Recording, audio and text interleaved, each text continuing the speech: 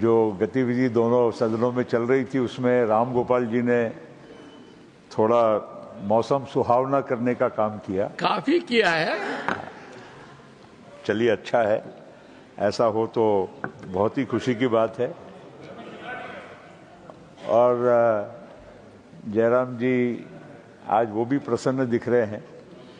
Doctor Singhvi साहब बड़े वकील, बहुत कुछ बोल के गए, मगर अंत में मुझे नहीं समझ में आया कि उसका सार क्या था।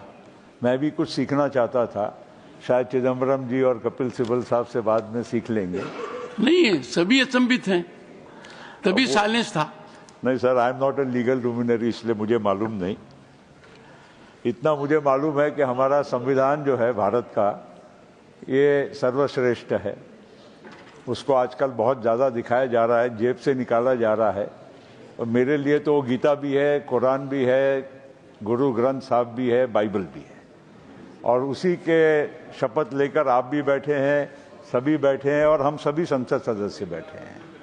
तो इसलिए उसके बारे में ये भी हम लोगों को इतना ही समझना चाहिए, महसूस करना चाहिए कि हम जब यहाँ बैठे हैं और कानून बनाते हैं तो कानून हम ही बनाने वाले हैं, और हम ही ने व्यवस्था, जो संविधान में जो व्यवस्था है उसमें न्यायपालिका तक जाने की व्यवस्था संविधान ने और संविधान निर्माताओं ने बना कर दी है। और वही सरकार, मैं समझता हूँ कि कल से ये हमारे पार्लियामेंट्री अफेयर्स और माइनॉरिटी अफेयर्स मिनिस्टर साहब ये कहना चाह रहे हैं कि हम जो भी कर रहे हैं, जो भी कानून ला रहे हैं, वो कानून से अगर किसी को कोई पीड़ा हो, कोई तकलीफ हो, तो न्यायपालिका तक पहुंच सकते हैं। और वही भारत का संविधान जो आप लेकर यहाँ पर सभी लोग दिखाने की और बात करने की कोशिश कर रहे हैं, तो वो संविधान का हम सम्मान करते हुए, वो हमारा एक लक्ष्य होना चाहिए कि हम अच्छे कानून बनाए। और ये कानून भी अभी सिंघवी साहब कह कर गए कि ये कानून भी संविधान गैर संवैधानिक है, ये इसको स्ट्राइक डाउन कभी ना कभी कोर्ट करेगी। तो फिर हम लोगों ने कानून बनाने नहीं चाहिए, फिर कोर्टों ने ही कानून बनाने चाहिए और हमने उसको लागू करना चाहिए। ये ऐसी कभी ये विसंगीता नहीं चल सकती। साहब, हमारा कुछ लोग बोल रहे थे मज़हब के बारे में कि बहुत ये मज़हब से खिलवाड़ हो रहा है। मज़हब से तो सर 1947 में ही हो चुका जो भी होना था। और आज जो मज़हब के नाम पर जो मुल्क बना, उसकी हालत देखिए, वो किस दलदल में फंसे हैं। और आज हम जो भारत में सेक्युलर डेमोक्रेटिक भारत जो हमारा है, आज कितनी ऊंचाइयों तक पहुंच गया है, 5वीं विश्व में सबसे बड़ी अर्थव्यवस्था बन गई है, आगे जाके 3री अर्थव्यवस्था बड़ी बनेगी। तो ये भारत, ये हमारा, और वक्फ उसी का हिस्सा है मेरे भाई, कोई इसमें कोई टोका टोकी मत करिए। मेरा ये कहना है कि सबको आगे बढ़ना होगा, और आगे बढ़ाने के लिए प्रधानमंत्री जी भी वही कहते हैं, सबका साथ, सबका विकास, सबका प्रयास और सबका विश्वास। और देखिए, कोई भी यहाँ बैठा है, और आप भी बैठे थे जिसके हिस्सेदार हम भी थे, तो हम भी तो इसी संविधान के तहत चुनाव हुए, चुनाव में जीते, लोगों का विश्वास मिला, तभी तो हम यहाँ पर बैठे हैं। और इसीलिए ये सब बातें फिजूल की करने का मतलब नहीं है। और आपने तो बहुत शॉर्टकट ले लिए हैं। अभी जो हमारे मित्र यहाँ से अभी बोल कर गए, उनके नेता कहते थे कि बाबरी मस्जिद अगर किसी ने गिराई है तो मेरे शिव सैनिकों ने गिराई। बंबई में, मुंबई में जब मुसलमानों पर बड़ा नरसंहार हुआ, दंगे हुए, तो किसने किए और किसने कराए? आज आपको सोचना चाहिए कि आप किसके साथ बैठे हैं। सत्ता लेने के लिए आपने, सत्ता चाहिए थी, इसलिए आपने भी उनके साथ हाथ मिला लिया। तब आपको भारत का संविधान, तब भारत के हमारे मुसलमान भाइयों का, गरीबों का, तब आपको विचार नहीं आया। अब आपको याद आ रहा है। और इसीलिए वो सब ठीक है। अब आप तब वो पार्टी में थी, तब आपको मालूम नहीं है इतिहास, आपको मालूम नहीं है। आप वो पार्टी की स्पोक्समैन थी। Priyanka, don't get agitated. Come on.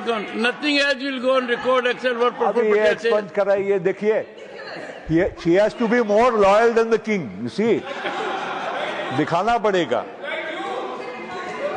मुझे कोई जरूरत नहीं है, हम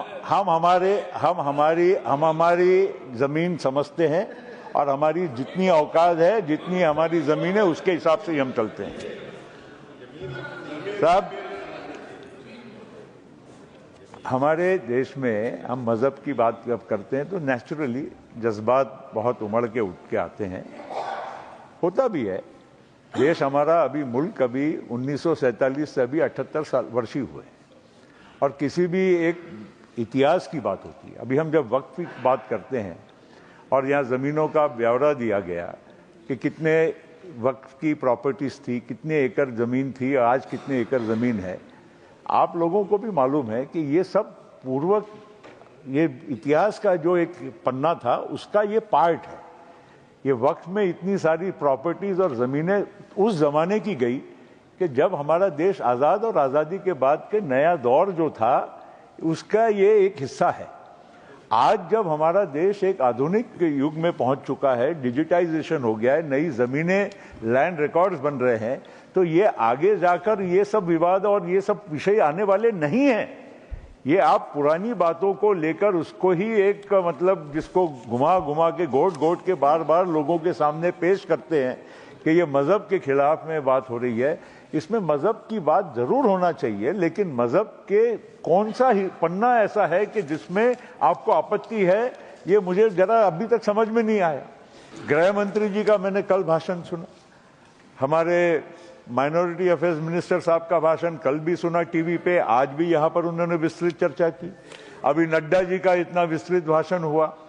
इसके इन सब भाषणों के बाद ऐसा कौन सा पहलू है, हमारे प्रधानमंत्री जी, पूर्व प्रधानमंत्री जी भी कुछ बोले, मुझे ये समझना है कि आज हम लोगों को कौन से ऐसे मामले से आपत्ति हो रही है कि जिससे हमारे कोई भी मुसलमान भाई बहन का आगे जाते हुए नुकसान होने वाला है।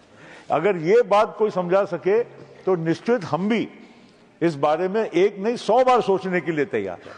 आपको मैं बताना चाहता हूं दिग्विजय जी कि हम आज एनडीए का एक हिस्सा है। महाराष्ट्र में लेजिस्लेटिव काउंसिल में अगर एक व्यक्ति मुसलमान गया है तो वो हमारी पार्टी से गया है। वहां पर मंत्री अगर है तो हमारे पार्टी से मंत्री हैं। और ये भी आपको बताता हूं कि आप लोग कभी नहीं दिए होंगे, 10% विधानसभा की टिकटें हमारी पार्टी ने मुसलमानों को दी। इसका मतलब ये नहीं है कि हम लोग कोई अलग धर्म या मजहब के हिसाब से बात कर रहे हैं। हम केवल आपको ये कहना चाहते हैं कि सभी को लेकर चलने का, ये प्रधानमंत्री जी का भी वही मंशा है। परसों नागपुर गए, आप लोग नागपुर करते हैं, वो जहां भी कहीं गए होंगे, लेकिन साथ साथ में डॉक्टर बाबा साहेब आम्बेडकर की दीक्षा भूमि पर भी वो गए थे। आप इस बात को क्यों नजरअंदाज करते हैं?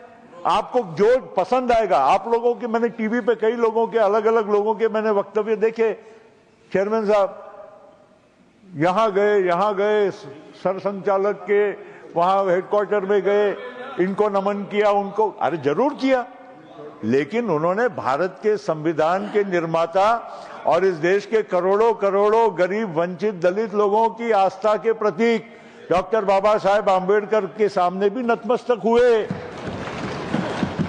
और यही तो भारत का संविधान, वही तो वो सभी तो वही कह रहे हैं। और इसीलिए आज मुझे अभी तक समझ में नहीं आता है कि ये किस प्रकार की एक संकुचित सोच को लेकर अगर हम चलते हैं।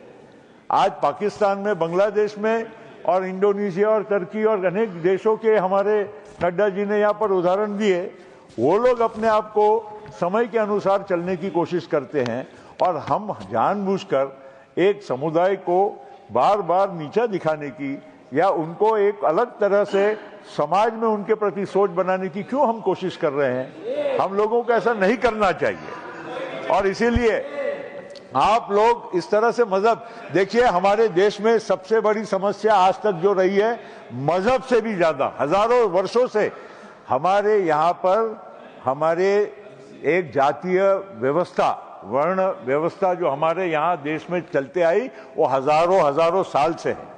और वो व्यवस्था को दूर करने का काम वो सबसे ज्यादा महत्वपूर्ण था। हमारे देश में अगर सबसे ज्यादा बीमारी थी तो वो जातीय व्यवस्था की थी, लेकिन उसको दूर किया गया।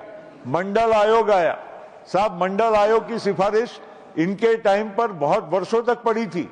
वो आप जिस सरकार में थे विश्वनाथ प्रताप सिंह जी की, उसमें मंडल आयोग की सिफारिशों को स्वीकार करके आज इस देश के करोड़ों करोड़ों लोगों को, ओबीसी को और गरीब जनता को न्याय देने का काम हुआ। उसकी बात क्यों नहीं करते हैं? खाली एक ही बात करना, मजहब की बात करके लगाना, ये बात ठीक नहीं होती है सर। इससे समाज में बंटवारा नहीं होना चाहिए।